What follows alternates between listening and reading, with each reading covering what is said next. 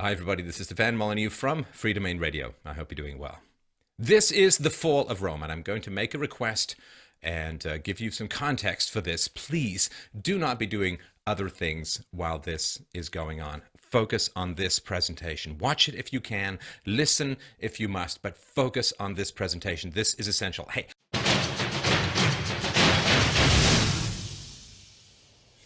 See this? That is 10 Roman coins. If I found these all together in the ground, they'd officially constitute an archaeological hoard. So imagine finding this many coins. 55,000 to be precise. That was the size of Britain's largest coin hoard found here in this Wiltshire field. But take a look at this.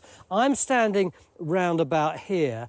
These crop marks are Roman walls, but the scale means they're about 1 kilometre long. So could I be standing outside an entire Roman town?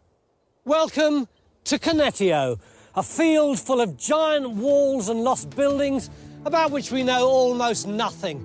This is the single largest site we've ever attempted to investigate.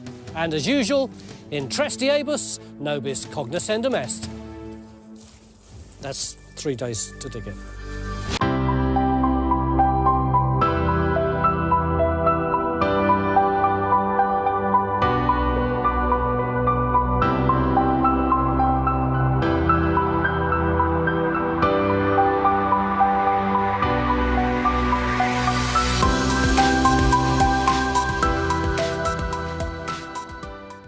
So at the moment, there's not much that's more important for you to learn, to know, to understand than the fall of Rome.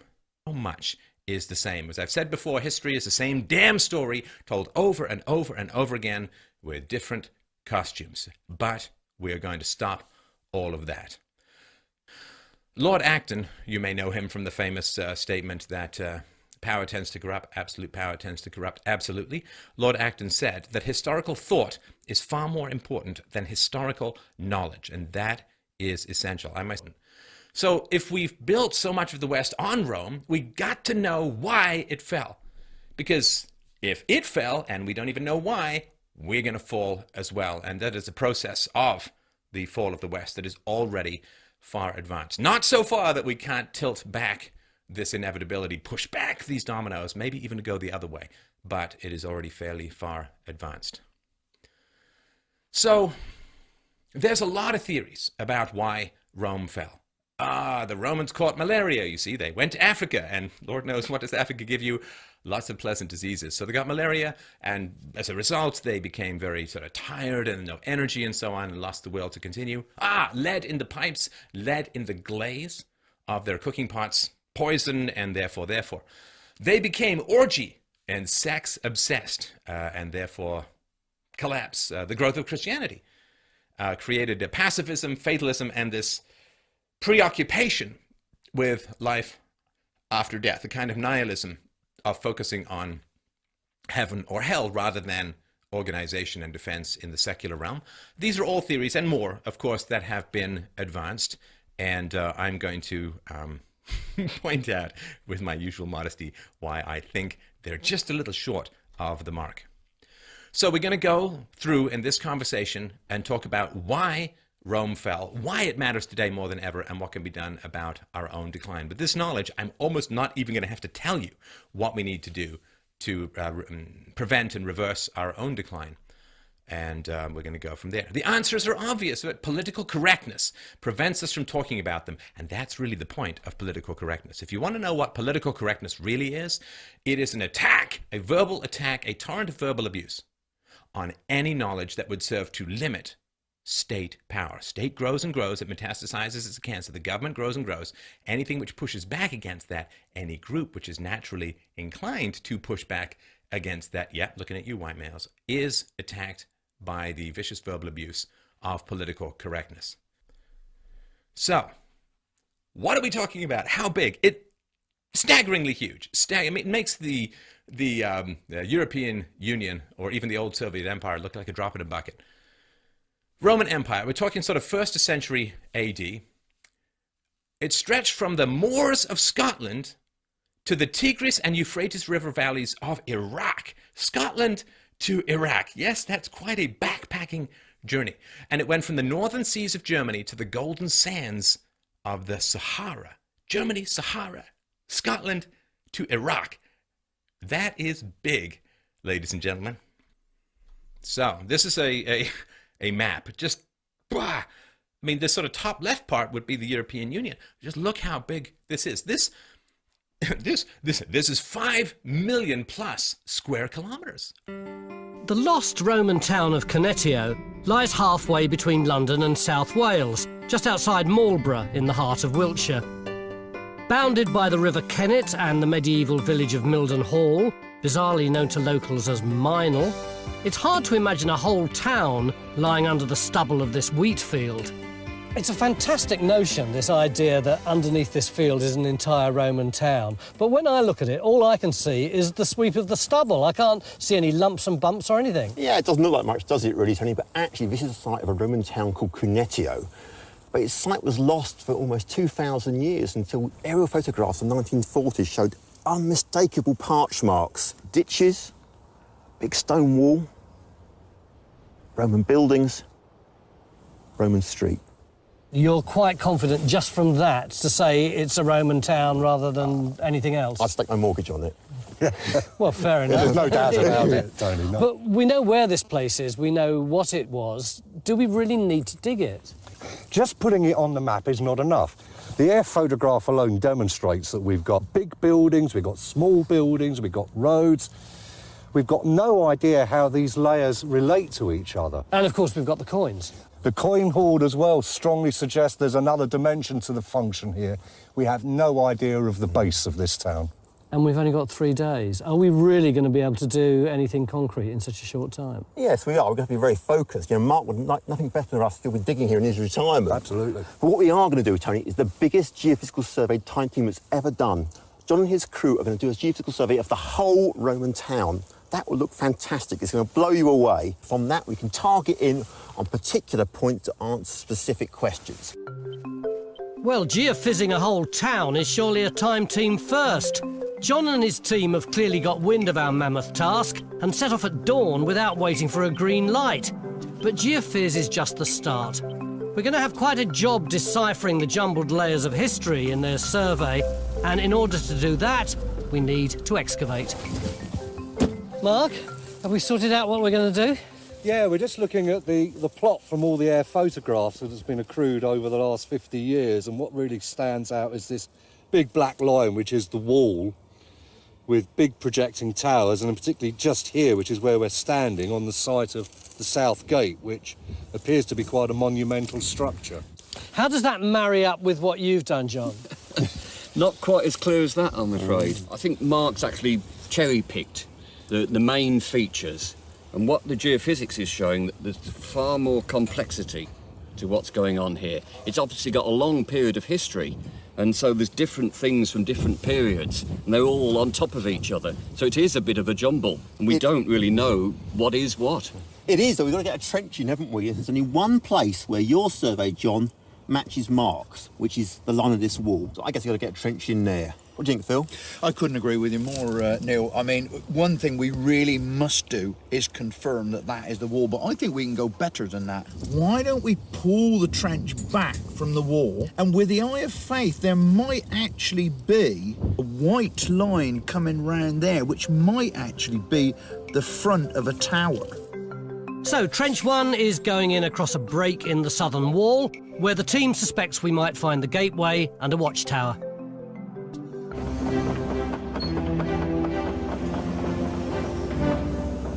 Well, digging in Wiltshire again. Yeah. Oh, it warms the cockles here. Dark, isn't it? That is, soil, isn't it? Dark. Yeah. I'd love to see this wall. He's supposed to be very big, isn't it? There's our first Roman find. I'd say that's a piece of Roman pot. Yeah, without doubt. That's from Dorset. So, yeah, that's probably going to be later Roman. I didn't want an address for it. With up to 400 years of Roman history to unpick, every piece of dating evidence is going to be crucial in working out a chronology for Cunetio.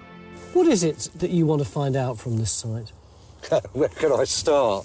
I think for these 3 days, the thing I'm really interested in is getting some good dating evidence for these walls. In the early Roman period, they'd expressed the power of the state by provision of big public buildings, a forum, basilica, amphitheatre. In the late period, it's not focusing on these public buildings. It's big, flashy walls with immensely strong gatehouses and projecting towers. That's the statement of power of the late Roman state. So I'd like to see whether we can tie a date down for that lot. What are you after here? These small towns are something that we largely tend to find in the northwestern provinces, in France, in Germany, in Britain, and we know very, very little about those, so we're very much reliant on the archaeology. And so what we have here is an almost unique opportunity to really investigate what's going on inside and to put the whole thing together. Despite centuries of destructive ploughing on this field, geophys are producing cracking results, and that's reflected in the archaeology. Phil, how are we getting on? Superbly, Tony. Just as on the geophysics, we've got the wall here, it ends about here, and then I think we're going into the ditch. It's much darker through there, and it gets chalky around there, and at the back, round the corner, we've got this big black blob with pottery, and we've got bone on it. I think that's our pit. And apart from that, we've got other bits of pottery, we've got coins. It really is all coming together. So already it looks as though our Roman town is beginning to appear in the field. How much more is there? We'll find out later. Oh, and of course, this being Time Team, it looks like it's going to bucket down any minute. All right. Monetary policy. Ooh, this is the meat of the matter. This is the marrow and the bone of the good stuff. So money, money, money. It's at the heart of any empire or country. So fiscal policy, political power, military power, and what's called democracy all hinge on money. And we just watched the RNC and the DNC in particular. My goodness, the Democrats are just promising people free stuff. Well, that means that they have to have the money for it. Fiscal policy, political power, military power. Can you pay for your military? Well, this all hinge on money. So all governments, all throughout the world, always inexorably seek to monopolize control over money in their territories. They want to be able to create and print and control the money because that way they get to inflate, they get to borrow, they get to do all of this crazy stuff to pretend that they have more money than they have, at least in the short run. Now, when a government gets control of a currency, it seems to benefit people in the short run. It's like, you know, cocaine. Hey, I'm happy. But that's only a side effect of the central goal of giving the illusion of gifts, right? So if the government says, I'm going to give you $1,000 and then it has to tax you $1,500 to give you the $1,000, it's very clear that it's a bad deal. But if they say, I'm going to give you $1,000 and they tax you only $250 and they use that $250 as collateral to borrow $1,000, then you give them $250, they give you $1,000. You think, wow, we're wealthier, except for the debt thing. Or they can use it to dilute the currency, to print money and so on. Or in this case, to dilute the high value content of the money, the gold and the silver. So it's bad stuff. So there was one emperor, Septimus Severus. It does sound like something out of Battlestar Galactica, doesn't it? Gave this advice to his two sons, Caracalla and Gaeta. He said, live in harmony, enrich the troops, ignore everyone else. The state is a fist. They didn't listen so well. One brother killed the other and spent so much on the military that his mother begged him to slow down. You know, when your mom's saying you're spending too much and your mom's very rich, it's not a good situation. So the son raised military pay by 50% and doubled the inheritance tax. And then he made almost everyone who lived in the empire a citizen, because that way you could tax them more, right? Well, he said there was no more money to be pillaged from the population, but not to worry. Quote, for as long as we have this, he snarled, pointing his sword, we shall not run short of money. And it devolved from a mafia with good PR to just a plain old mafia later on in the empire. And so this expansion of citizenship, right? What do they have left to sell when they can't bribe you with your own money, when there's so much debt and so much devaluation of the currency that the government can't bribe you with your own money? What do they have to sell? Well, they have citizenship to sell, and we can see this happening all over the West at the moment. So you used to be a citizen because you had the same values, and then citizenship just became a means of expanding the tax base. Bring people in, especially when the birth rate begins to decline, right? So when the birth rate begins to decline, what happens is governments say, well, we need we need more people, right? We got old people retiring. We need money from young people to pay for the retirement of the old people. There aren't enough young people. But the problem is, it takes a long time to grow people into taxpayers, like a quarter century or more. So governments can't sit there and say, well, to deal with our fiscal crunch, to deal with not having enough money to pay off all the unmet promises and unfunded liabilities and obligations to the old people, we're just going to encourage childbirth. Because what happens is when children get born, they're a huge liability to society. They cost a lot of money. You got to put them in schools. They need health care and so on. A quarter century later, maybe or more, they'll start producing taxes. But it's much easier for people to just, hey, let's import some taxpayers. Boom! Other countries have paid for them being kids. We just get the rewards of them being taxpayers. Of course, the problem is generally you end up paying more in social services and welfare than you collect in taxes, but it's still more than if people were having kids. It also takes moms out of the workforce if they want to be good moms, so you can't even tax them. So it's bad all around. It's just a huge drain. And so expanding citizenship is the best way for governments who are way underfunded to get money rather than having the domestic population have kids. So that's pretty important. Our ultimate goal is a complete picture of how Cunetio developed over time. So we'll use Henry's field work as a template and then spend 3 days adding evidence from aerial photos, John's geophys results and 3D models. And as the predicted rain starts to fall, Trench 1 gives us our first classy find. Ah, yeah. It's a spoon. Yeah, that's the handle. You've got the little drop, and then you've got just part of the bowl. Would have been a circular one, and they tend to be earlier rather than late Roman, so more likely 2nd century, early 3rd. These types of spoon were usually silvered or tin-plated, and were a cut above the regular day-to-day wooden variety. And equally lavish objects were unearthed here during the 50s and 60s. Unfortunately, the excavation notes were never published, but the amazing finds did make it to a local museum. David, one of the problems we've got on this site is a small amount of digging that has taken place, as they've been written up, but you've got all the finds in the museum. That's right, and you see them all here. Here is a piece of stone from an arch. It would have sat like that as a column, and the arch for the gateway would have sprung from there. Just shows how monumental the building was. And then, back here, we have some painted wall plaster, and you can see the decoration, the designs on here. So, do we know where that's from? I know it's from Trench BB, and I'm not quite sure where that's from, so that's something hopefully you will be able to find out. So it does suggest that there's a building of high status, presumably of plaster, maybe with a hypercourse, that kind of thing? Could be. Yeah. Coins are always important in looking at Roman sites. I mean, Philippa, you've gone through all of them. What do they look like? Well, first of all, they obviously give us a really good chronology for the site. We've got a late Iron Age coin here, all the way through the Roman period, right through to this early 5th century coin here. And where's the hoard fit in here? Well, the hoard would fit in around the 270s, 280s, and it's at a time when Roman Britain is really prospering. So let's turn to the economy. The economy of ancient Rome. Ooh, you're going to be a big hit at your next dinner party. All right. The ancient Greek and Egyptian civilizations abandoned their free market principles. And again, we're talking free market with slavery and other, problems, but in general, relative to where they ended up, it was much more free. So ancient Greek and Egyptian civilizations said, oh, enough of this free trade stuff. Who needs it? We're going to pursue policies of crushingly high taxation and massive central planning, socialism, bureaucracy, command and control economy. And as an added bonus for not economic growth, let's also pursue endless war. And then you get piracy that closes the sea trade because all of your military might is consumed in this endless war and so on.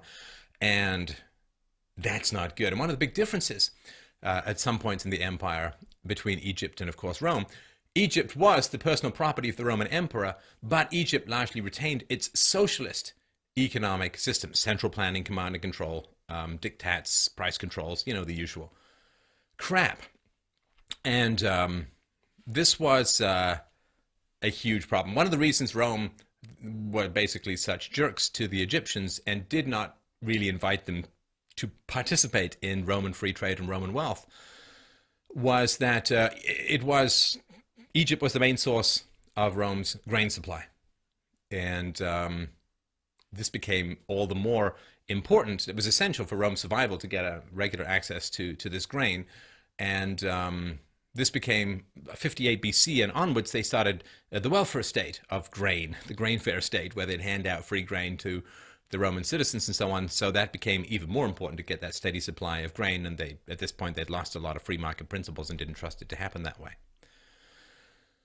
So this is a main reason why Rome expanded so easily, was that it had a free market for the most part. And the same thing was true of England in the 18th and 19th century. You get a free market.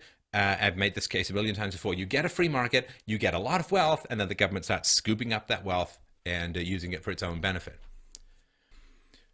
So for all these ancient empires, it was force that brought the regions together. Boom, we've conquered you, you're ours, we own you. But what is it that keeps them together? Well, essential institutions held them together, and that allowed the armies to move on to new territories, right? If you conquer something, got to leave your army there to constantly whack-a-mole it down, which we sort of saw happening with the US-led invasion of Iraq. People have got to like what's happening after you conquer them, because then you can't release your army to go to new places and get new people. So let me just give you a little tiny thought experiment here. Let's say that space aliens, they come down and they conquer your country. And it's bloodless, right? There's no giant death rays. There's not War of the Worlds and so on. There's not, Tom Cruise's perfect hair being parted by more lasers than it generally is, I suppose. But let's say that space aliens conquered your country and they ended wars and they cut your taxes 90%. Ooh, do I have your attention yet? That's right. I'm going to call in our tentacle brethren to come down and save us. So let's say space aliens come, shrink the size of your state enormously. There's no more civil war, no more war. They cut your taxes 90% and they double your lifespan. Well, it's got my attention because, it would be nice to live to 180 or whatever, right? So think of that. Would you be nostalgic and say, boy, I really wish we could get back those civil wars, massively high taxation, and boy, it would be fantastic if I could just die in my regular lifespan rather than live for twice the length. So that's important to understand. This is why it kind of worked for a lot of people in the Roman Empire. And of course, there's a classic and great scene in Monty Python's Life of Brian, where they, what have the Romans ever done for us? And they go through all the list of everything the Romans have done. And it's well worth checking out on YouTube. It's a brilliant film all around. So this is really important, especially when it comes to the Mediterranean. Like the Mediterranean, the wealth of that basin rises and falls largely based on sea trade, right? Because roads, and it was just terrible. Go if you anywhere near, I guess you can go into the Algonquin Trail or whatever, and just try going off the trail. It's like, oh man, what a Bear Grylls nightmare of thwackery. I mean, I did this when I was, after I left high school, I worked up north in Canada as a gold panner and prospector and so on for, I guess, all told about a year and a half. And a lot of it was like hacking your way through bush and picking leeches off your nutsack in like deep swamp water and stuff like that. So it was nice to get some action though. So it is brutal. And so sea was the way to go. But of course, where you get the sea, you get the pirates. And so the fact that Rome cleaned out piracy was important as well, because there had been seaborne commercial empires throughout the Mediterranean for well over 2,000 years before Romans' domination. So Rome, of course, worked hard to keep the sea free of pirates. So the merchants and the people who wanted to buy and sell stuff from other countries and cultures loved the Romans. They built enormous harbors, which, were really helpful for trade. They built lighthouses, so you're not going to crash into the ocean and so on, and that's, pretty important stuff. So the essential sea trade, which also, of course, helped them move their armies around, this is one of the main reasons they built the roads, which we'll get to. The Romans dug canals. They dredged giant ship channels. They built river ports and maintained the security of the shipping lanes through these enormous river fleets. And systems of roads and bridges brought all of this infrastructure together, and some of these roads and bridges have continued to be used into modern times. They built things to last. Now, all of this, as I've mentioned, not really very advanced technology. The Romans were really good at organizing and really, really bad at that kind of innovation. Back out on site, we've now identified a second target. We're in the middle of the walled town, and there's this massive building which we think is a mansio. Oh, that's one of those hotel-type things that high-status people used to stay in when they were wandering around the country. That's right. Yeah. It's a building made up with a series of rooms, and it's ideal for radar to work on. So we thought this is the best target for us to try. If we look at Mike's computer, we can actually see the results on screen already. I mean, you've seen these time slices before. We've put all the results together, and what we can see are several rooms here, and we think this is part of the mansio. So the plan is to put a trench across one of the walls from inside the room into the courtyard, see if we can get some dating evidence and see the state of preservation. So our investigation expands from Trench 1, looking for the southern gateway, to Trench 2, which takes in this substantial building in the interior. And the radar results are good, as we're straight down onto the archaeology. Your work here is done, I think, Ian. But with Trench 2 looking to ID this building, I'm concerned that we're overly confident it's a mansio. Well, in the aerial photographs, there is a very clear, large building which has lots of rooms within it arranged around a courtyard.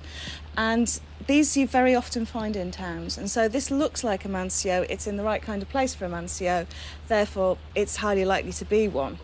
What do you mean it's in the right place? Do you mean that it's slap bang in the middle of the town inside the walls? Well, you actually have to imagine that the walls aren't there. Because if they're sort of 4th century, then the mansio was probably built before this. So what I mean is it's right in the centre of where all the roads are coming together, all the major roads are coming together and joining. What you're providing is somewhere for people to eat, somewhere for people to sleep, and somewhere for them to change horses. So you have a whole sequence of bedrooms. Very often, or at least in the earlier stages of them, the bedrooms were of 2 different sizes as to whether you had important officials staying or the common or garden soldier or messenger or postman staying. If what we have got is a mansio, what does that tell us about this site? It tells us that it did have a formal function within the Roman imperial system. If they're right, then Cunetio was built around a Roman travel lodge, with important visitors coming and going on a daily basis. But proving it has just got a bit more difficult, as the heavens have opened and the drizzle is now a deluge. So to make sure the search for the mansio isn't interrupted, Trench 2 gets its own rain cover. But Trench 1 and its hardy diggers have no such luck. But their toil in the mud is paying dividends by giving our metal detectorists a bonanza of small finds. Is that all coins you got there? Yep, I've got 13 here. Where have they come from? They've come from the spoil heaps just round this trench. But they've all just come from this trench? Yep. I mean, have you got any dates for them? Well, there's one here that dates to about 270, and that's a coin of Gallienus. But the rest of them really tightly date to the middle of the 4th century, so around 320 to 340 AD. I mean, I suppose, it's a lovely little collection, but the sheer fact that it's all from the spoil tip, it's all unstratified, it actually only tells us that the Romans were here in Cunetio at that time. That's true, but the interesting thing here is that 20-year period that the coins come from. And I'm wondering whether perhaps at some point a plough has hit a little coin hoard, perhaps? Another one? Yeah, another coin hoard from Cunetio.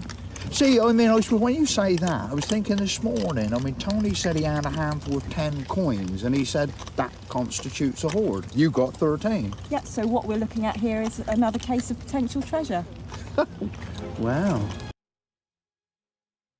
As the barbarians came into Rome, they really kept their former culture and tribal loyalties, ethnicities, and religions. So even if they got citizenship in Rome, which started to be handed out like candy towards the end of the Roman Empire, they came in, and as long as things were going well, as long as the empire had lots of money and stuff, everybody was fine. Oh, the old tribal loyalties are not much of a problem, but when the empire began to run out of money, when destabilization began to occur, all of the old cracks and fissures of ethnic and tribal conflicts, racial conflicts, began to emerge, began to fester, and they all began to turn on each other. And they quickly found, even those who joined the army had loyalties more to their old tribal ethnicities and their tribal religions, their tribes as a whole, than they did to Rome itself. So these sort of 3 components, this sort of tripod that is the base of the Roman conception of freedom, did not match as well with what the Greeks thought, with what the Africans thought, with what the Gauls, with what the Germans and the Egyptians in particular. They were conquered and given citizenship, but citizenship should grow out of the values being inculcated into the individual from an early age, not just, here are your papers, now you're just like us. You know, when you move a hamster from a hamster cage into an aquarium, it doesn't become a fish, right? So this is really important to understand, that the culture of Rome was one of the things that was foundational to its success, as we'll talk about. But and so as a result of that, citizenship was important, but citizenship was something that grew out of the fertilization of particular values in the minds of children. It couldn't just be written on a piece of paper and handed out. It's sort of like learning a language, right? I mean, if I go to Japan and somebody writes some stuff to me, says, you speak Japanese, and hands it to me, I don't speak Japanese. I've got to spend years learning how to speak Japanese. And so thinking that citizenship somehow magically creates lifelong values and understandings and emotional perspectives in people's minds, that culture can be transferred by a piece of paper, how's that working out for us? Well, the Romans would have, if they could, and I'm trying to channel them, they would tell us it doesn't work out at all. And this is something that is going on in America as well, right? American identity. And it now means many different things to many different people. And as America begins to run out of money, we see these cracks, these fissures beginning to show up and expand, right? It was originally white, Anglo-Saxon, Protestant, the old WASP. That was what it meant to be an American, for the most part. And now being American, like being Roman back in the day, it's not part of being a particular ethnicity or a particular even culture. It's just whoever's around who's willing to jump through the hoops to get the papers. And this is really, really important. And we're going to go through the effects of this as we continue to talk. We're extremely practical, not quite as innovative. They were better at law, not as good at things like metaphysics and epistemology. But then why bother if the Greeks have done such a good job, which particularly with Aristotle, I've done another presentation on him. Since the Greeks did such a good job with those things for the most part, why bother? You know, why bother trying to improve upon them? But the Romans did understand that freedom. They understood the concept of freedom.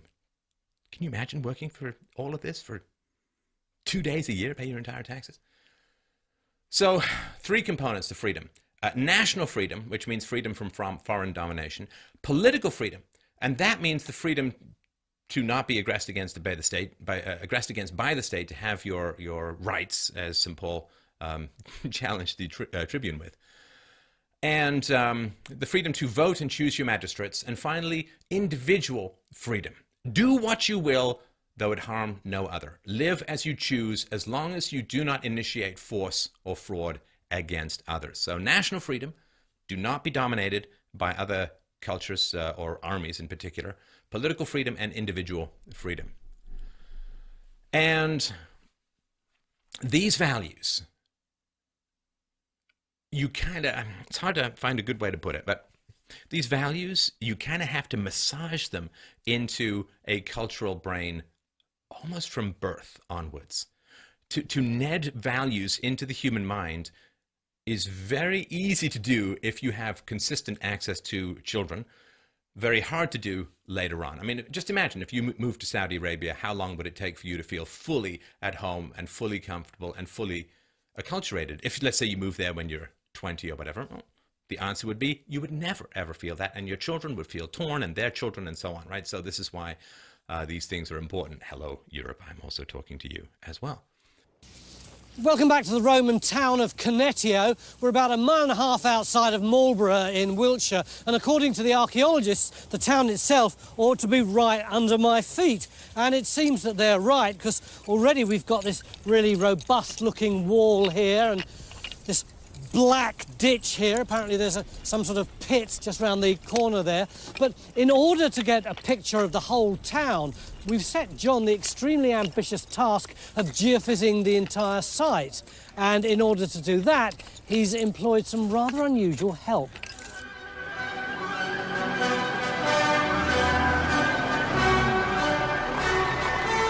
John, what is that contraption? This is Jimmy in the future. We've got such a big site here, The only way we decided we could tackle it was to try this new bit of kit that the Swedish have developed. And basically, it's radar on wheels. Jimmy, is this usually used on archaeological sites? No, this has been designed with utility mapping in mind, so looking for pipes and cables. Hasn't actually been used on archaeology in Britain before. Well, that's quite exciting. It really is a first, and it is absolutely amazing. This has got 10 times as many antennae, and it's all on this cart, and it's 10 times as quick. In 18 years of time, Steve, I've never heard you so excited before. Yeah, but a bit worried. Because? I could be out of a job.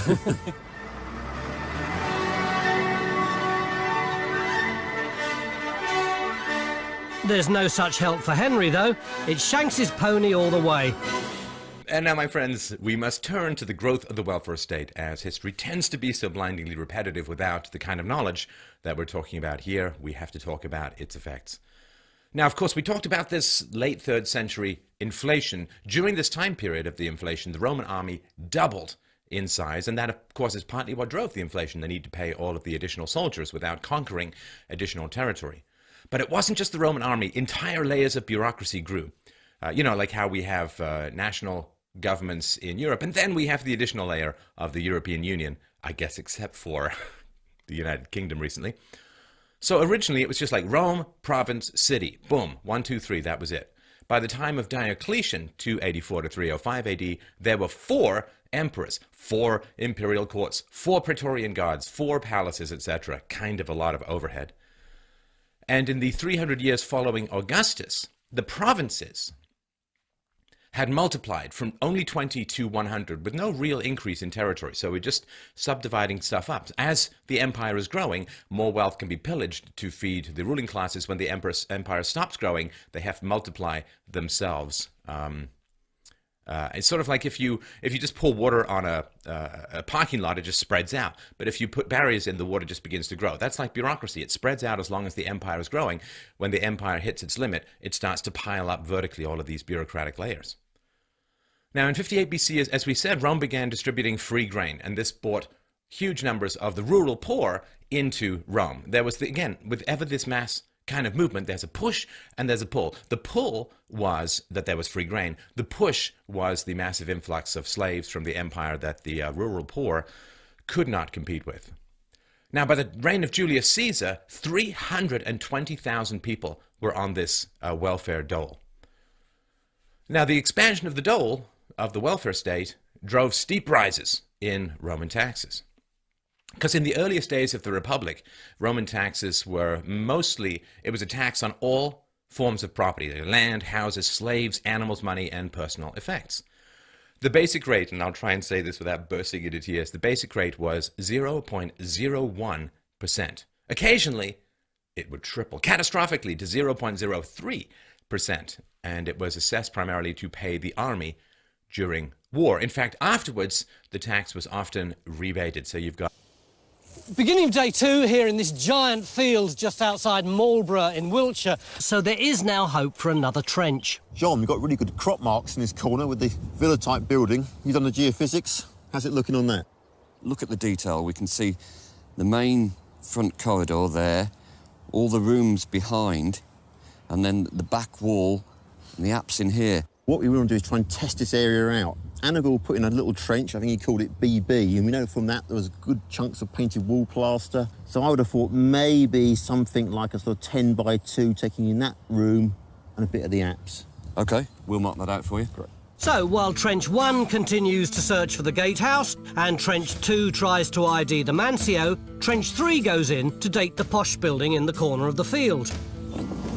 And judging by previous finds in Trench BB, there are high hopes for classy stuff here. Oh, look, here we go. And the first scrapes are promising. Bit of Oxford ware here. Oxford ware? Yeah. So that's going to be 4th century? Yeah, late 3rd into 4th. Yesterday it was tipping down with rain. Today it's really windy. And the problem is, inside this tent, which now they put the sides on, does look a bit like something from a wedding reception, is Matt's trench. And because of the wind, It's really noisy in here. Hardly hear yourself speak most of the time, can you? But Matt, this trench has really come on, hasn't it? Yeah, it's really clarified itself now. I got the courtyard in slightly wrong position yesterday. It's actually over there. You can see this wall coming straight across here, straight across there. We've got the corner of a building like that. And this is the building that we think may have been the Mancio. Yeah, that's it.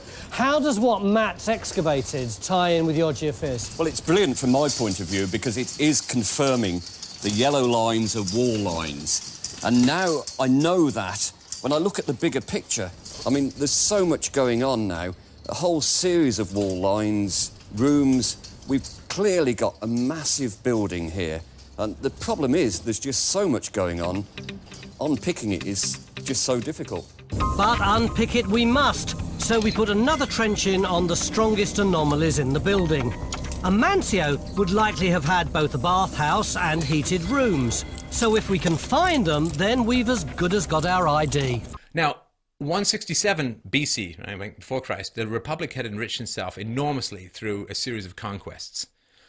They found silver or created silver and gold mines in Spain that were a huge source of revenue for the state, you know, just as Spain later did it in South and Central America, which imported so much gold and drove so much inflation in Spain in the 16th century that it destroyed the Spanish economy for 400 years. It's brutal.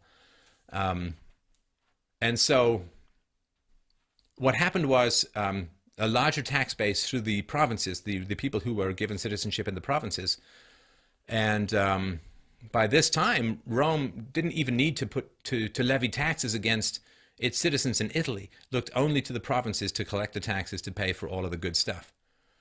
Taxes were raised to pay for deficit government spending, food for all in society, the welfare state, government-sponsored activities and diversions such as circuses and sports. And I'm guessing the Olympics, I don't know if they were going on in Rome, but they certainly had good old naked javelin tosses. And hey, who hasn't had that dream once in a while? Actually, pretty much every night. But so monetary policy, very important. Basic coin of the empire was a silver denarius, worst name for the punk band you could imagine, which was, at least originally, 95% silver. Within the span of 100 years, it dropped to 50% silver. Why? Because you can create almost twice as many coins with 50% silver as opposed to 95%. By the middle of the 3rd century AD, the denarius had a silver content of just 5%, so almost a 20 times devaluation. And the denarius was like the total backbone of the Roman economy. So it was not very common for you to get paid in gold because a day's wage for an average laborer was like 1 denarius. And so it was the backbone of the economy. It's what most people used, and therefore it was the most abused by the Roman authorities. And by the 3rd century, all the emperors were soldiers, and all of them came to their power. They got hold of political power by a military coup of one kind or another. So the empire had begun hiring soldiers recruited from the unemployed city mobs, or even worse, from foreign countries. And this is pretty important. The armies that you get from, you know, when you lower the standards and bring in people who are not part of your own cultural history and have Roman values netted into their brain from an early age, well, they're not very reliable. On the other hand, they are very expensive. And so they had to keep raising taxes. They had to keep devaluing the currency because they had to keep paying these barbarians. Now, the barbarians, you know, were pretty smart. And they figured it out pretty quickly that they were getting crap coins. The denarius was basically turning into yak dung. And so they said, okay, forget this. If you want to pay us, Rome, you got to pay us in gold. We're not taking the stinky denarius at all. And, well, let's just say the Roman emperors had a pretty strong incentive to pay the troops well. One Roman emperor refused to pay what's called a donative on his accession. And this was a bonus, a cash bonus given to the soldiers when he got into power. So he didn't pay this bonus, and he was just killed by his troops. So there was a bit of a little bit more than an angry letter from Visa. And so, yeah, the soldiers who didn't get paid were a challenge to the succession planning. And so what did they do? Well, they raised taxes. They debased, they borrowed, and sometimes what they do, and this became common later in the empire, is they just say, hey, you, relatively rich guy, you're a traitor. I heard you plotting something. I'm going to go and take your estate and sell it so that I can pay the troops. And given that the emperors had a little bit more to fear from the troops than from some elderly middle-class guy who's trying to hang on to his villa, well, they always pick on the nicest people or the least dangerous people in order to bribe the most dangerous people, which is also going on these days as well. So, bad stuff. So the 3rd century was called the Age of the Baroque Emperors. So over the next century, it's not funny, but I mean, it's a little funny, I guess. It's not too soon, but 26 emperors over the next century, only one of them died a natural death. So coinage continued to be debased to pay for the state.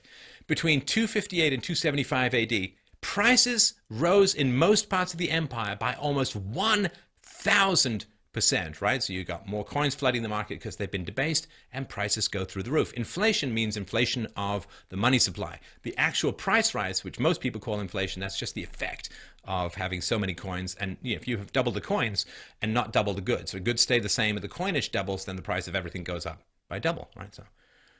So the only people who were getting paid in gold were the barbarian troops hired by the emperors, because he was terrified of them.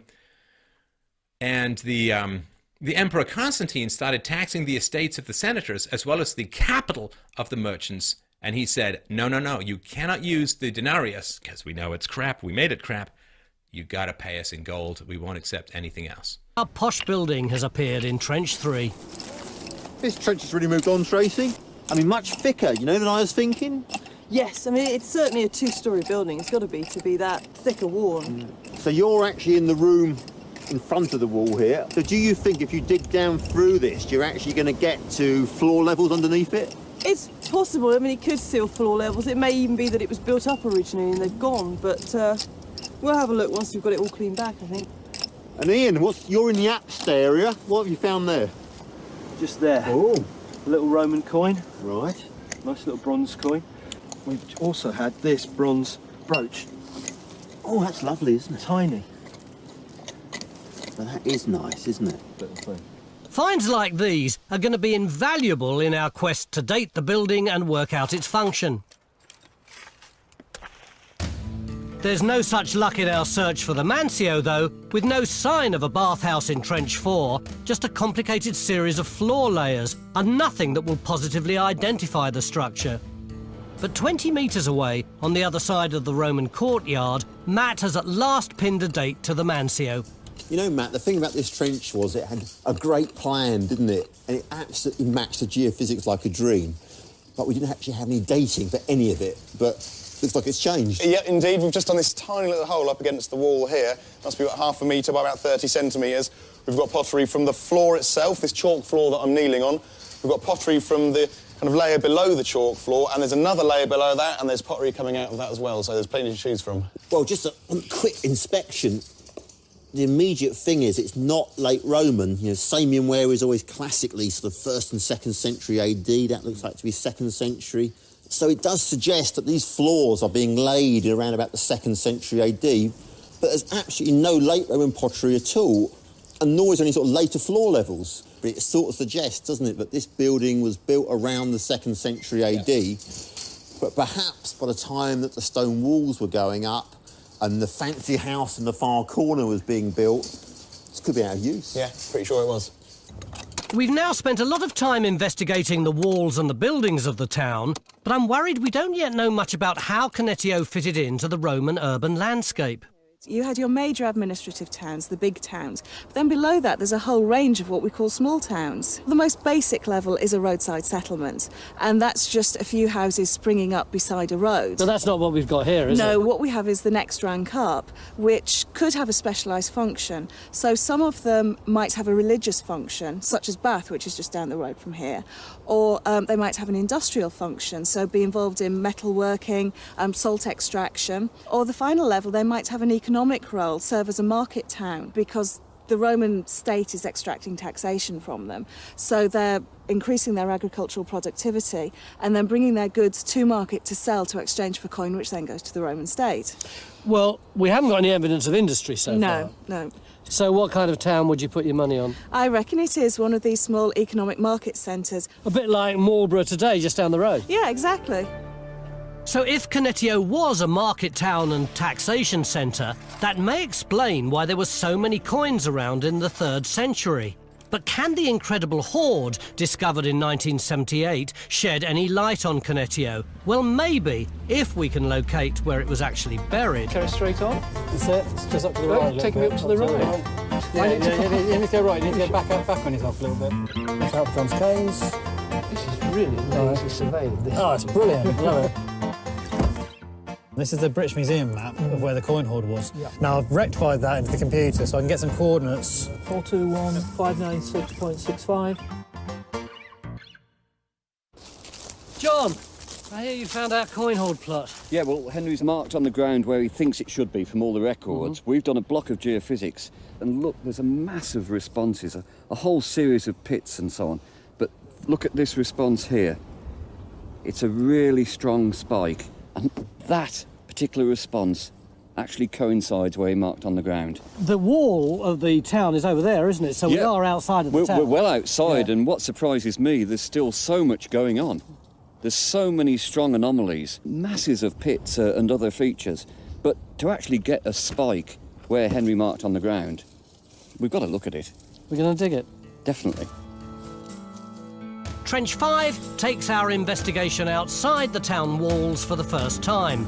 But if we can find the exact spot where the hoard was buried, we might give it some context. Perhaps a building, temple or yard. And from that, work out why so many coins were buried in the first place.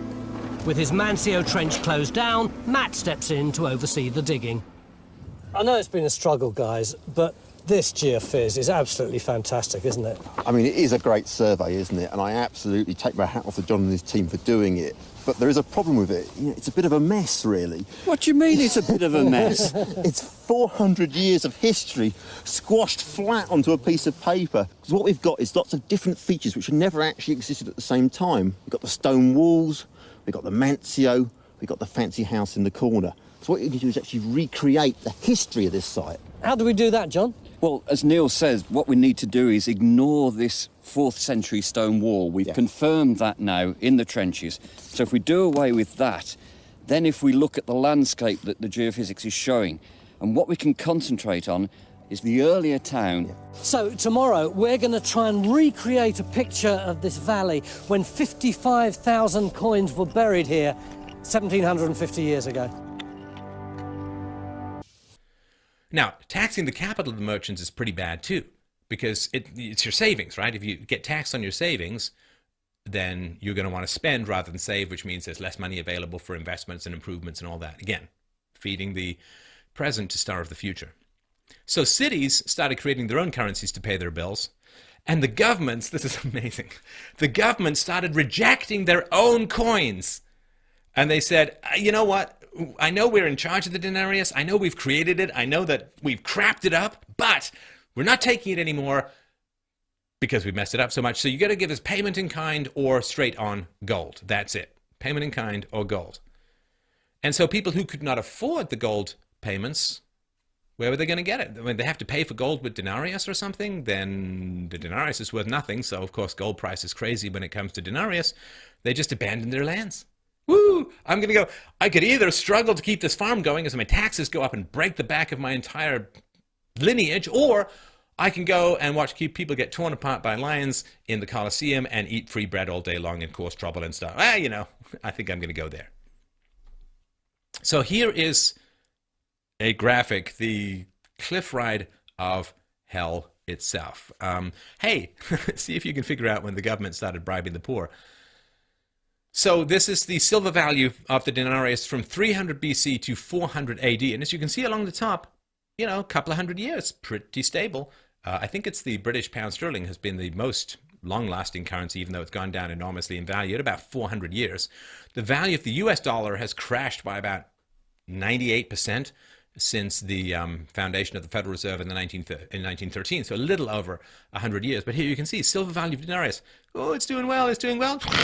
And this is logarithmic, right? You see we're going way down here. It's crazy. So this is even steeper if you were to map it out properly. So this is a really, really tough time for the Romans. Again, 113-year stretch, 192 to 305 AD. 84% of the emperors were either brutally murdered or assassinated in some other way. Pretty bad stuff. There was a crisis in the 3rd century from 235 to 284 AD. We've got invasion, we've got civil war, plague, economic depression, and it looked like the whole thing was about to go into the toilet. And this crisis occurred at the same time that the silver denarius went from having 2.7 grams of silver to basically nothing. It was silver in name only. So they just started squirting base metal like bronze and copper into the silver coins, debased the currency like hell. And by the year 300 AD, silver denarius, or its equivalent, had only a trace of silver left. So as currencies devalue, as inflation hits and currencies devalue and debt escalates, there's lots of social upheaval. And this tends to feed itself, right? So as you debase the currency, you destroy the economy. As you destroy the economy, you need the welfare state because you're afraid of revolution. Because you have the welfare state and you don't have the taxes to pay for it because the economy is being destroyed, what do you have to do?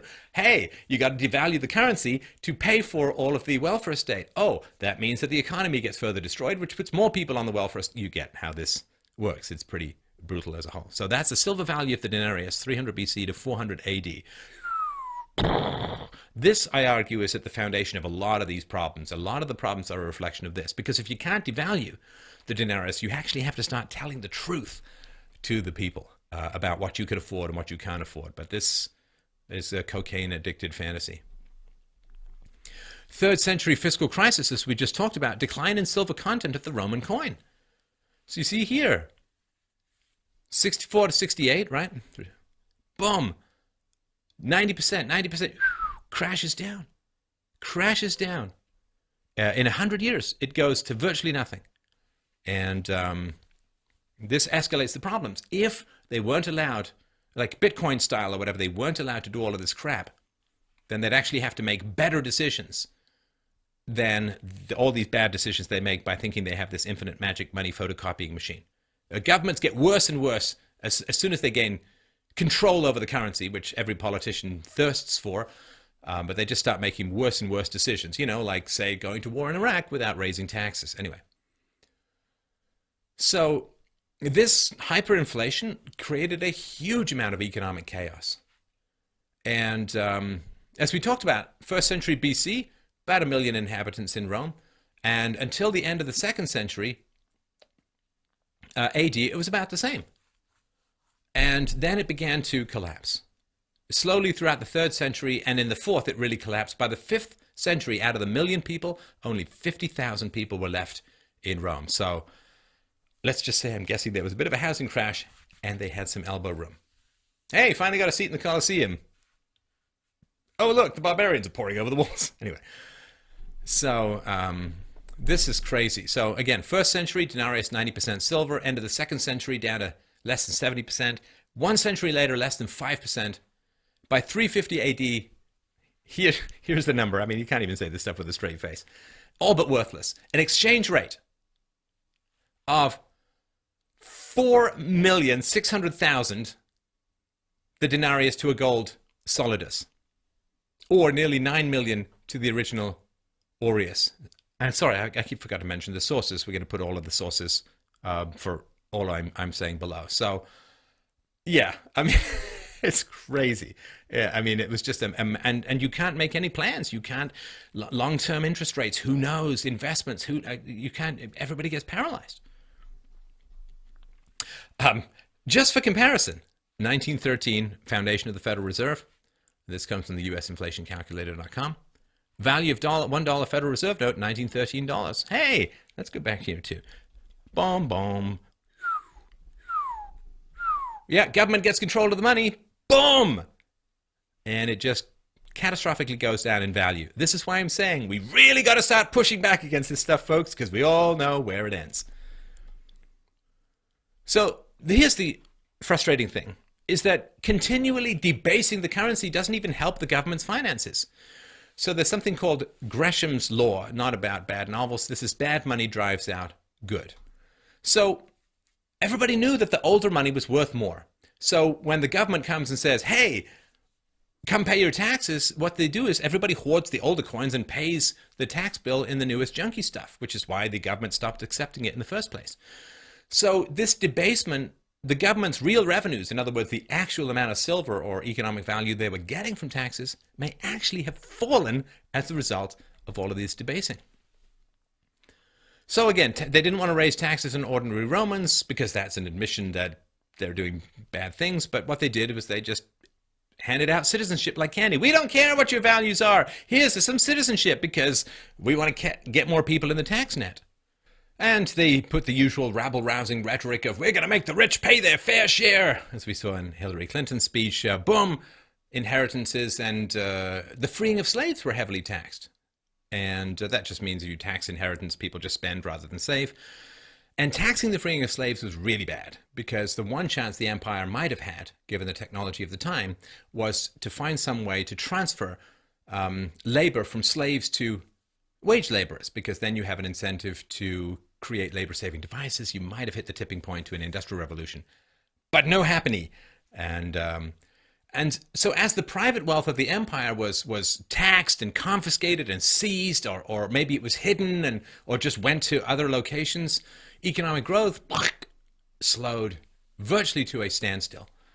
And then, of course, once the wealthy were taxed to the hilt, then they gave up or left, and then the government spending had gone up, and the poor and middle classes had to stop paying the state's bills. As the middle classes got out of the paying taxes business, as you see a lot of people leaving the workforce in America, boom, the tax burden falls on the lower classes. So everyone says, oh, we'll get the rich to pay. It's like, no, you're going to end up paying. It's just the way it works. And Rostovtsev, the historian, said, quote, the heavier the pressure of the state on the upper classes, the more intolerable became the condition of the lower. People weren't creating jobs and so on. Now, the Cato Institute, that's a free market think tank, says that emperors very consciously and deliberately taxed like crazy the senatorial or ruling class in order to render it powerless, so it wasn't a competitor for their own power. To do this, you needed to create the imperial guard, these enforcers and so on, and this was a huge problem. But the weather has caused one major setback. Rain has seeped into the radar machine's computer, forcing it to retreat from sight. Geophys have lost their ultimate weapon. Man will have to triumph where machine has failed.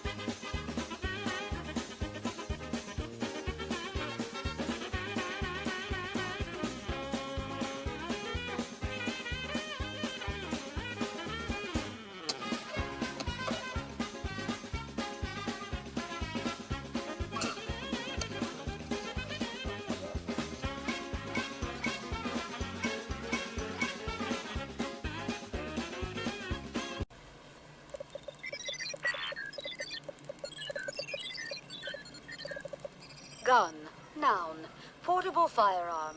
This device was widely utilized in the urban wars of the late 20th century, referred to as a pistol. Look, I don't need a history lesson. Come on, Hal.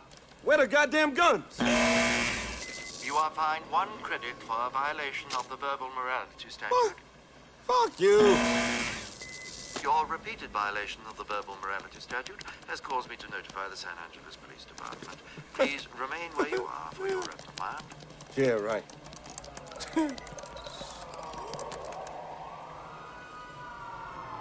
Fuckers are fast, too. You are fined 1 credit for violation of the verbal morality statute. Protect serve in place. 4 minutes, 15 seconds lapsed. Maniac is imminent. Request advice. With a firm tone of voice, command Maniac lie down with hands behind back. Simon Phoenix, lie down with your hands behind your back. What's this? 6 of you. Such nice, tidy uniforms. Oh, I'm so scared. What, you guys don't have sarcasm anymore? Maniac has responded with a scornful remark. Approach and repeat ultimatum in an even firmer tone of voice. Add the words, or else. Simon Phoenix, lie down on the ground, or else.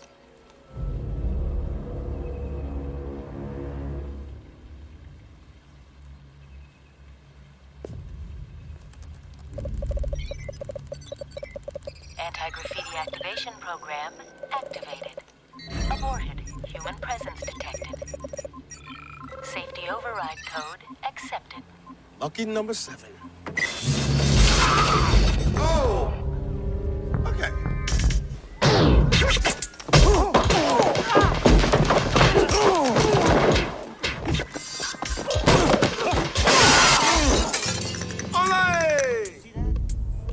We're police officers. We're not trained to handle this kind of violence.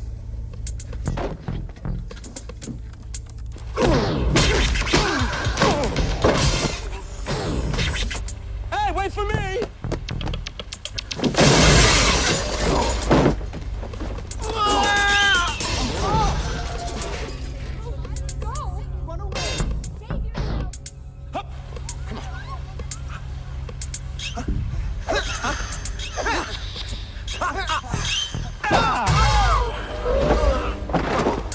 Stupid.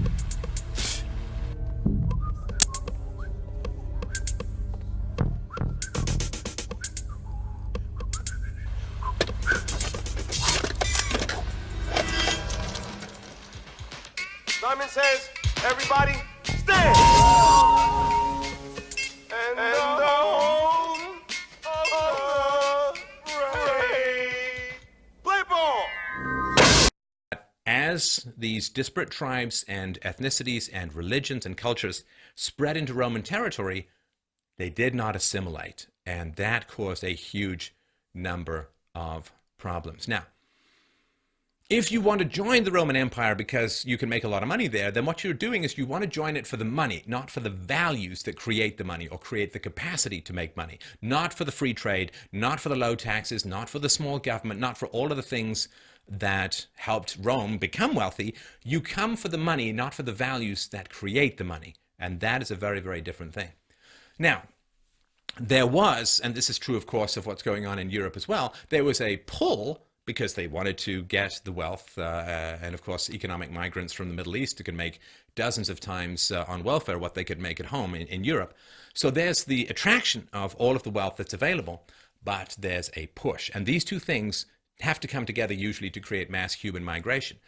So the push from the Middle East for some of the countries, of course, is the collapse, thanks Hillary, collapse of a lot of their somewhat brutal but stable nations beforehand, Libya and Syria and Iraq and so on.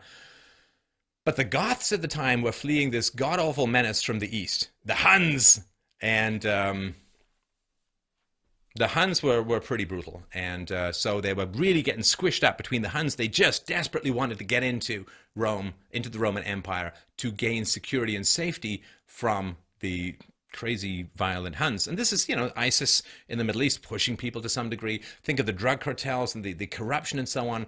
Drug gangs, to some degree, pushing Hispanics north into America. Think, of course, of the war on drugs, bombs a lot of, or sprays a lot of the Mexican farmland, which means the farmers can't compete. Also, there's a lot of dumping of food into the third world and into Mexico, which means the farmers can't compete. They got to go somewhere. So, yeah, barbarians. As Roman values really began to decay, there were a lot of people who thought the barbarians were better. The letters of, he was a Christian named Salvianus. He said the selfishness and corruption of the ruling classes is really terrible, and, quote, considered the barbarians to be without question their moral superiors. And as you see the decadence of the late empire, I guess, of the West and of Rome, it is an understanding. be a strong room that once guarded the hoard, or even a temple with an offering to the gods. One thing's for sure, there's plenty of early occupation evidence outside the town walls, leading Stuart to go back to basics in the search for early Cunetio. And there are some major clues in today's landscape. Looking at the wider map, what we've got is this main north-south route I've marked through coming through here, and the main east-west route comes through on here. Yeah. If you mark those in and translate them to our site, that gives us the actual crossroads in this area in here, which is actually outside the walled town. It's this focus of activity here. I mean, what date do you think this sort of primary crossroads would have evolved by? If that's one of the major routeways coming through Roman Britain, that's going to be in existence by the end of the 1st century at the latest. But it could have been as early as sort of the 80s AD, when the Roman army is marching on into Wales and heading out towards Caerleon and that kind of area. And so you get the road being formed as part of the extension of the frontier. And you can see sort of a pattern of lanes and roads all in this area. And it's very different from this area up here. Well, that has more of the look of a planned Roman town, in that you have one major straight road, and then you have these coming in at right angles to it. Well, that's really nice, because you've got this focus here, which really does suggest this is the earliest part of the town.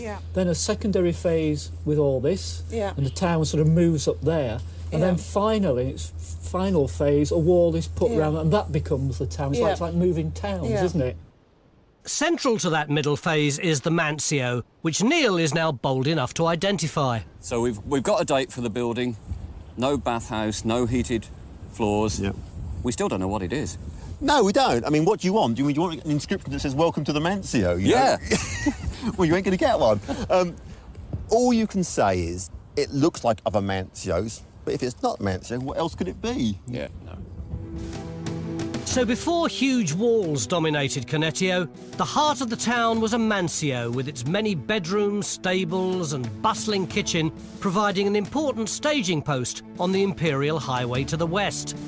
It was somewhere on the road heading south from that Mancio that the massive coin hoard was buried, and Matt seems to be a step closer to finding its location. Philippa, this has just come out of the ground down there. It was just in the subsoil, kind of churned up, kind of leaning up against the structure here. Well, it's the earliest coin that we found in the past 3 days, definitely. Oh. It's an ass, and it's the Emperor Nero. So what date is that? That's 64 to 68 AD. It's pretty precise. So how much is that worth then? What could you get for that in the 1st century? Well, we know from graffiti and literary sources that you could either get yourself a haircut or an hour with a lady of the night with one of these. Well, I do need my haircut, but you can have that back, please. There you go. While Matt ponders his newfound wealth, I join two respected academics to, well, play with a pile of coins. Is this really 55,000 coins? Not a penny short. How do you know that? Because we got them from the bank, so it must be right. When you saw the original hoard, did it look like that? Yeah, I mean, obviously they were green and dull because they were Roman coins, but in sheer quantity, I'm told there was 3.5 hundredweight of coins. And that's 200 kilos. You see, let's see if that's anywhere near 3.5 hundredweight. That's not very bad acting, is it, Philip?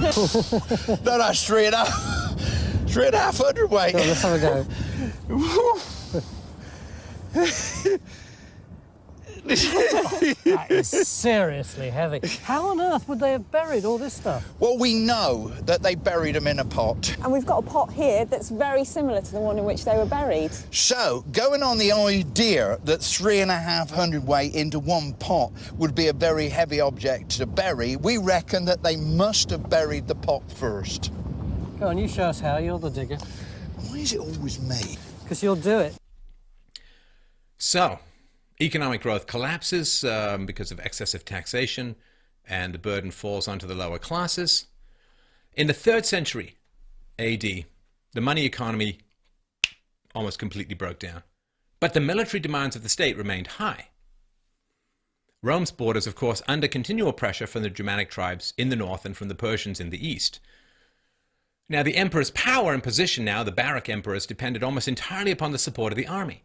And the army had to be paid. You couldn't avoid paying the army, regardless of the consequences to the free market. Now, this is to some degree still the case, but with posse comitatus, it's less of a risk for the US president. But now it's the welfare recipients that has to be paid. Otherwise, there's going to be riots and all that. So this is crazy. And that there was a strong ethic began to be created against the ruling classes, against the emperors and so on. So Tacitus said, quote, "It is no use trying to escape their arrogance by submission or good behavior. Robbers of the world, having by universal plunder exhausted the land, their drive is greed. If the enemy be rich, they are rapacious. If poor, they lust for domination. Neither rule of the East nor West can satisfy them. Alone among men, they crave with equal eagerness poverty and riches. To plunder, slaughter, seize with false pretenses, they give the lying name empire. And where nothing remains but a desert, they call that peace." But enough about US foreign policy. What happened to economic freedom? Well, of course, economic freedom has to do with predictability, not just property rights. And we're going to touch on inflation again because it really went crazy. Diocletian's time, the year 301, the price of denarii fixed at 50,000 for 1 pound of gold. Only 10 years later, it had risen to 120,000 for a pound of gold. In 324, this is only 23 years after it was 50,000, it was now 300,000. In 337, the year of Constantine's death, a pound of gold bought 20 million denarii. Inflation destroyed the economic freedom of the Romans. Because, as we mentioned earlier, except during war, Rome originally was generally a free market. And the decurions were the prosperous small and middle landowning class. They were very important in cities. They became the municipal councils, magistrates, and officials. And they were very benevolent. They did this because they thought it was a good thing to do. They liked being positive, you know, like the Elks and other groups that get together and, you know, do nice stuff, the Shriners and so on. They would build stadiums. They would build bathhouses. They repaired the streets, and they provided the pure water. And this was benefactions, philanthropic. And the reward was, you know, public recognition and esteem. You know, like most people, they will do almost anything you ask them to and almost nothing you tell them to. And so this, you know, relatively free labor was really, really important in creating a just and peaceful society, particularly in the cities. They viewed state service as an honor. They would donate time and money to general improvements. You know, put your name on the hospital wing kind of thing. Now, in the middle of the 3rd century AD, all of this free benevolent labor kind of went by the wayside. The decurions were now charged with collecting taxes, and they had to make up anything that they were required to pay. If they couldn't collect it, they had to make up the difference from their own pockets. So what did they do? They abandoned their posts and vanished. They just would take their savings and go elsewhere, to put it mildly. Now, merchants, again, the government stopped taking its own money to pay taxes. They had to pay in goods or pay services in kind. So what that means is if you have a factory for making garments, now you had to deliver a certain amount of garments to the government requisitions. If you had a ship fleet, or even just one ship, you had to carry a certain amount of government goods. And you have a kind of quasi-nationalization of private enterprise. And by the 3rd century, again, nearly every Roman denarius that was collected in taxes was going into the military and administrative maintenance. And now the state was just heading straight towards bankruptcy. And what happened as well is as more wealth began to shift towards the poorer classes, you tax the rich and subsidize the poor, the sort of intellectual life began to be kind of debased. Lowest common denominator and so on. And again, this is back to Rostov. The most conspicuous feature in the development of the ancient world, especially during the imperial age, was that less intelligent people generally started to drown out more intelligent people. You tax the rich tend to be more intelligent. You're taxing the rich and subsidizing the poor. It creates a kind of dysgenics that's really hard to survive. Can help us complete the story of Cunetio's remarkable coin hoard.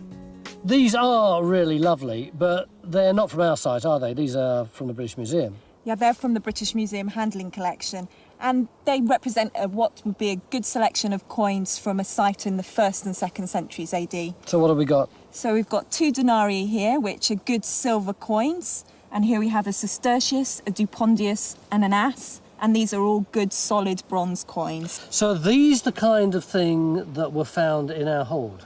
No. These are the sort of thing here. They don't look as good, do they? No, they're what archaeologists call grot. And these coins are actually called radiates. And that's because the emperors have these little radiate crowns. Why are they so different to the coins up the top? Well, they're much lower quality for a start. They don't have that metal content that the denarii have here. Why are they so grotty? Well, in the 260s, 270s, there were real problems in the Central Empire. There were barbarian incursions, and quite a lot of coin didn't really make it to Britain. So people had this demand for coinage, but they weren't getting any. So they started minting their own. The coin hoard that we buried was 55,000 1p's, wasn't it? So presumably that was worth 550 quid. How much would 55,000 of these be worth? Well, these are the coppers of the Roman period, so they're probably not worth much more than 1p each. So what we're looking at is probably a hoard of about £550 in Roman terms. It's a bit of an anticlimax, really, isn't it? So people began to abandon their professions. You couldn't pay in silver, you couldn't afford gold, and you got tired of the government coming and taking all the stuff you were making. So what happened? Well, the usual crap in an unenlightened population that, people are abandoning their professions because of bad government policies and hyperinflation, so let's have worse government policies. So laws began to be passed compelling people to stay in their professions. These laws were then made hereditary because, it's a dry run for Atlas Shrugged. And then taxes were fixed regardless of productivity. And that's harsh for farmers because farmers have good years and they have bad years. And if you're not paying a percentage of your wealth, but rather fixed taxes, you have very little incentive to stay on as a farmer. Long-term mortgages and loans vanished because nobody knew what the value of money was going to be in the future. So what happened was a two-tier monetary system developed. So politicians and soldiers and bureaucrats, they were all paid in gold and they enjoyed a gold standard. Everyone else scrabbled with a debased currency. So when the Fed, it's like now in central banking, those who, like when the Fed creates a bunch of money, those who get that money first get to spend it at the current value. Everyone else who gets it later gets to spend it at vastly diminished value. So there's that double standard that goes on in the West at the moment. And again, we talked about originally, Romans only had to work 2 days a year to pay their taxes. Now, towards the end, the empire was just viewed as absolutely abysmal and tyrannical. The end of the empire, for a lot of people, the farmers, the peasants, the businessmen, they said, thank God it's gone. What a nightmare. Like the end of the Soviet empire, particularly for the Eastern Bloc countries, it was like, whew, fantastic, because it was literally strangling the economic life and survivability of the population. And they viewed its end as a relief. And of course, if people hate the state, they won't work to defend it. So in France, the early 5th century Christian priest Salvien of Marseille wrote that the Roman state was collapsing because it deserved to collapse, because it had abandoned the first premise of good government, which is justice to the people. So, a historian writes, by justice he meant a just system of taxation. Salvien tells us, and I don't think he's exaggerating, that one of the reasons why the Roman state collapsed in the 5th century was that the Roman people, the mass of the population, had but one wish after being captured by the barbarians, to never again fall under the rule of the Roman bureaucracy. Phil heads underground. My questions are on the money. Do you reckon these were buried in panic? It's a possibility, and that's the traditional interpretation of Roman coin hoards, that they were buried in a time of unrest and then the people would come back and collect them when things had calmed down. Do you believe that? Well, it's a possibility, but I think there are lots of other reasons why coin hoards might have been buried. Like what? Who might have access to this kind of money? Well, I don't think it's going to be one individual, but money lenders maybe would get this sort of number of coins. Or we could look at this as being a sort of community collection, and that it's been buried for a religious reason and that they've come together to give this all to the gods. Well, we reckon that's about it. So,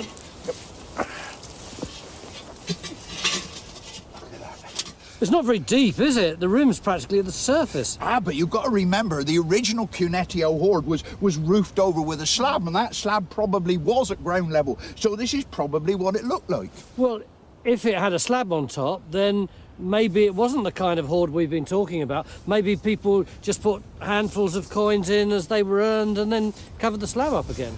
Well, why don't we open our account? All right. Ready?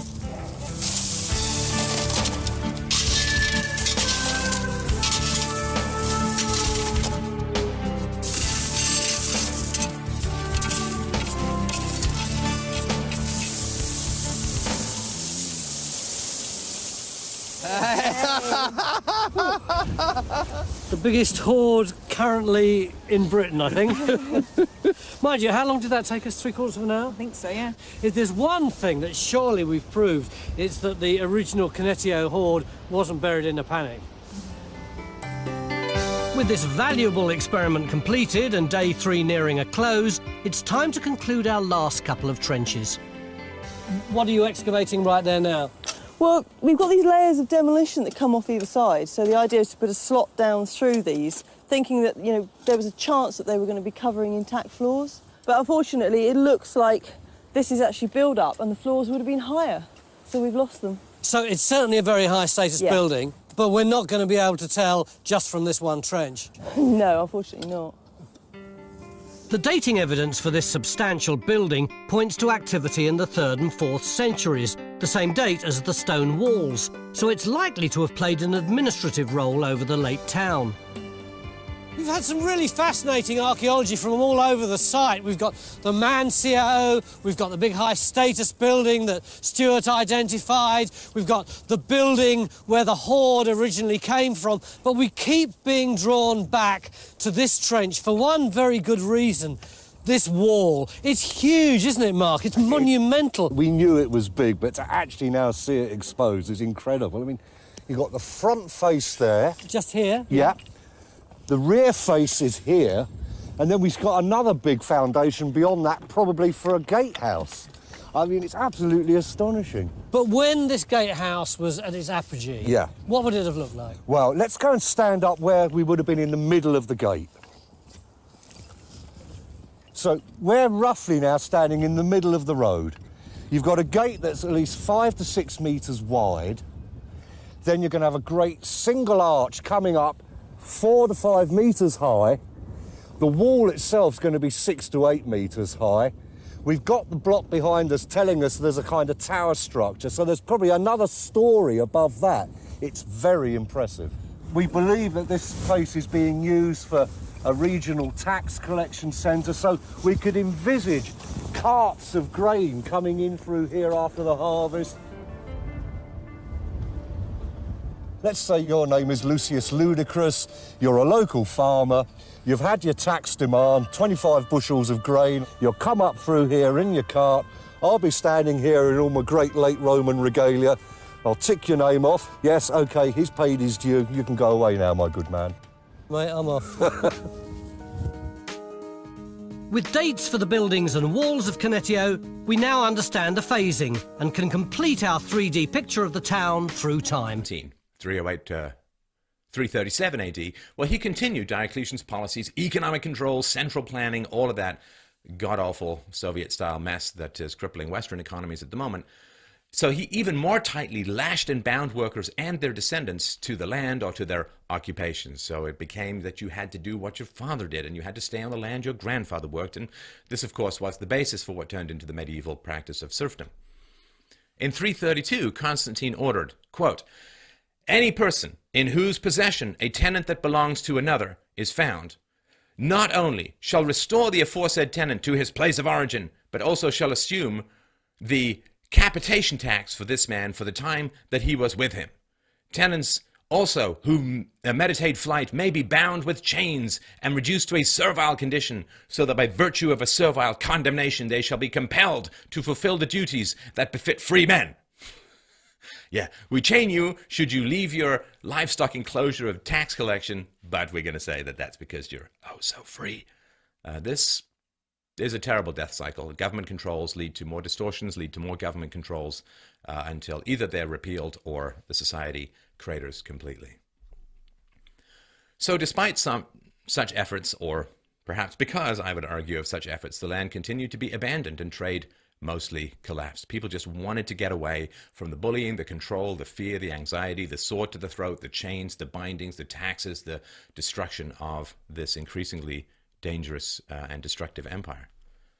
Industry moved out to the provinces. See, back in the day, it's really hard to tax people who are in the country. It's relatively easy to tax people in the city, but which is why people leave the city and go to the country, because they get to escape the sort of, I don't know, martial law net of economic controls that Rome had.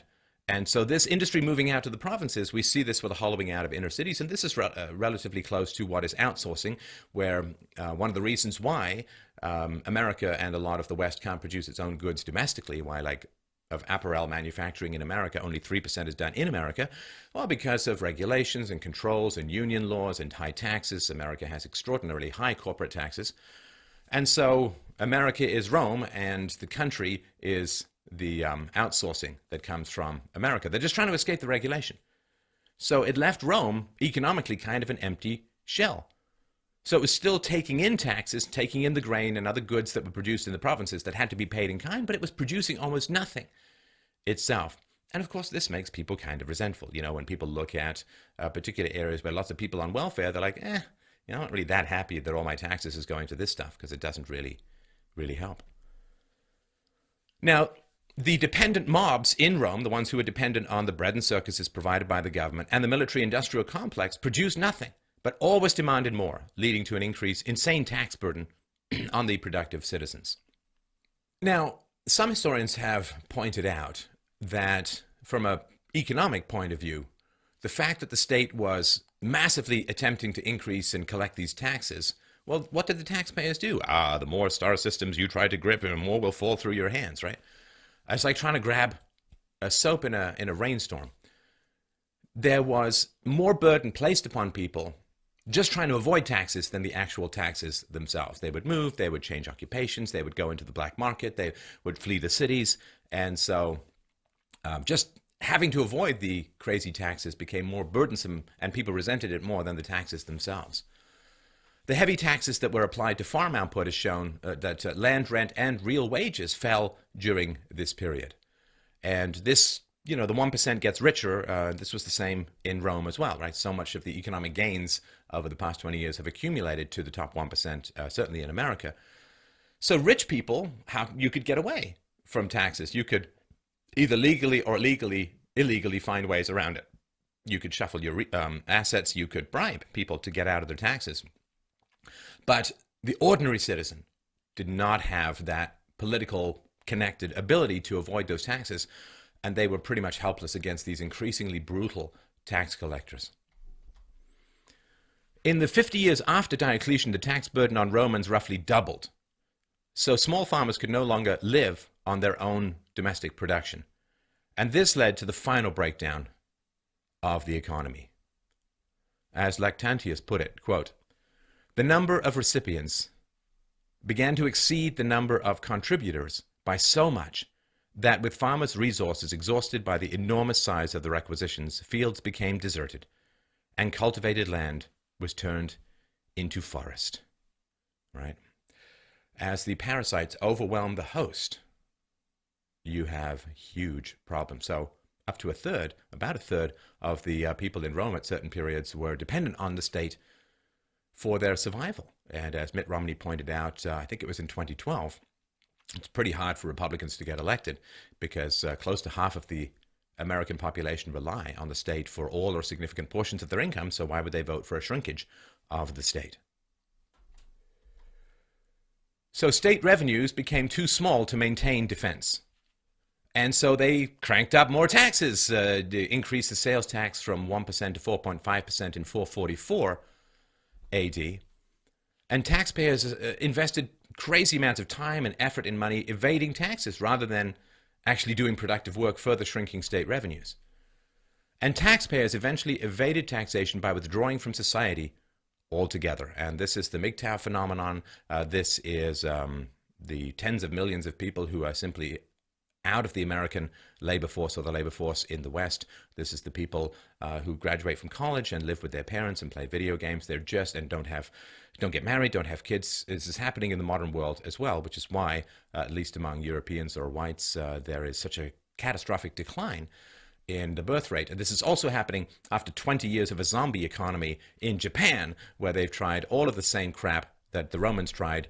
Young Japanese people are simply withdrawing from dating, from sex, from having families, from having kids, and they just withdraw from society, because the way that you compel obedience to society is you have like a prize. Hey, if you obey the rules, you get income, you get a house, you get a car, but if society doesn't have the dingleberries to dangle, like the carrots to dangle in front of people to compel obedience or submission to social norms, people don't want to submit to social norms because it just feels humiliating rather than productive. And this is the road to serfdom. Large, powerful landowners were able to avoid or reduce taxation through legal or illegal means, and they began to organize small communities around them that relied upon their protection. Small landowners were crushed into bankruptcy by heavy taxes, and they threw themselves on the mercy of the large landowners, signing their freedoms away as tenants, or even becoming slaves, signing away their absolute freedom, becoming slaves, because slaves, of course, were not taxed.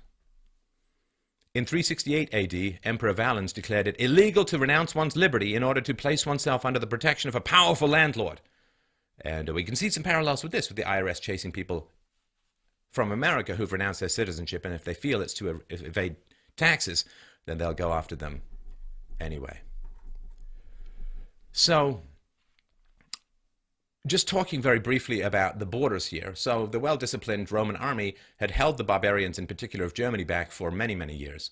3rd century AD, the Roman soldiers were pulled back from, remember we talked about the dangers of the Rhine-Danube frontier, because there was a civil war in Italy. So they were pulled back from the borders, and this, of course, left the Roman border wide open to attack. So the German hunters and herders from the north began to overtake Roman lands through Greece and through Gaul, which later became France. 476 AD, German general Odoacer, or Odovaker, overthrew the last of the Roman emperors, Augustus Romulus. From then on, the western part of the empire was ruled by Germanic chieftains. Roads and bridges, of course, left in disrepair, fields went fallow, left untilled. The growth of pirates and the growth of bandits made travel unsafe, and because the farming collapsed, there's no way to maintain cities in the absence of excess food production from the farms. So trade and business began to disappear, and this was fundamentally the end of Rome as it had stood.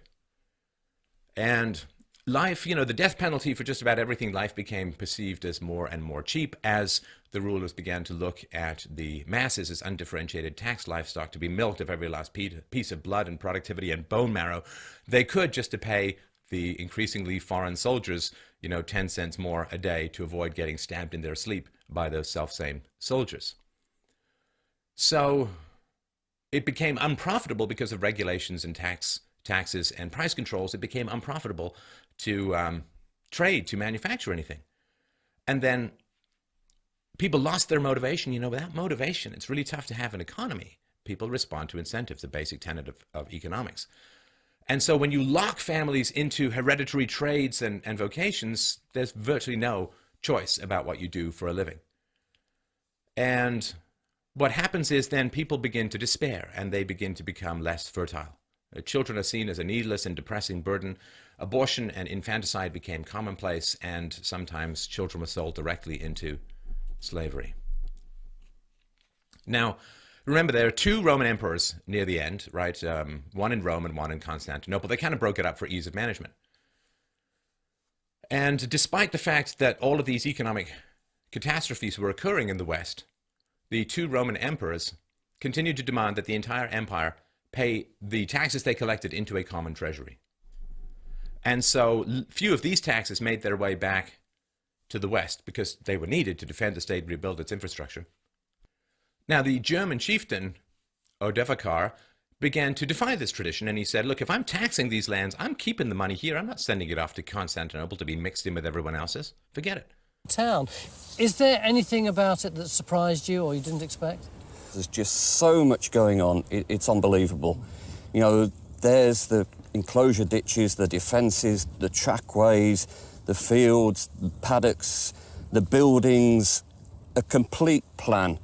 And it's coming right through the field, and we've not actually found a limit to the archaeology. It's quite brilliant. You've actually got 400 years of history on one piece of paper. So our findings suggest that Cunetio began in the 1st century as the Roman army drove a road west. A small settlement grew around a major crossroads, and early in the 2nd century, a mansio developed to cater to passing travellers.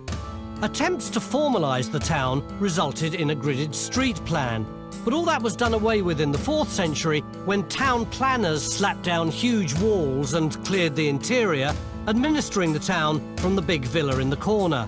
All a far cry from the field today.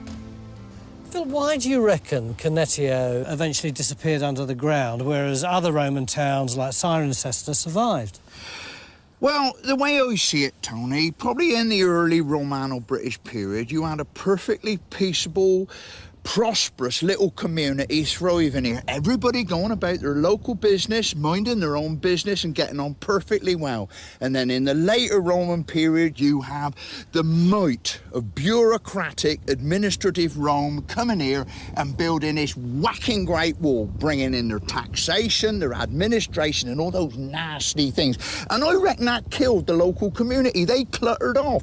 And then, of course, when the Romans went away, well, the locals didn't want to come back, did they? So where did they go? Well, if they're like me, they'd have probably gone to the pub. Shall we go now? I think that's a very good idea. Where's the nearest pub, then? Millennia, down in the village. What, Milden Hall? No, Millennia, I keep telling you, it's Millennia. M-I-L-D-E-N. When there's this age of affluence, right after there's this explosion and this expansion and then this commerce and then this wealth, well, the government starts scooping up the wealth and handing it out. In the Arab Empire of Baghdad, there was state assistance to the young, to the poor. They have free university, free public hospitals, and this seems to help people in the short run, but it really tends to dissolve their resolution and strength in the long run. We all want free, but free ain't usually that good for us. On the very last day of the empire, a barbarian member of the German tribe Syri and a former commander of the Roman army entered Rome unopposed.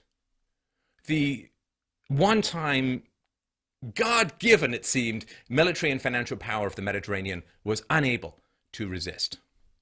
Now, by the time he entered the city, Roman control of Spain and Gaul, France-ish, Britain and North Africa had already been lost to the Goths and the Vandals. See? Vandals! Even those words for those tribes continue in our language.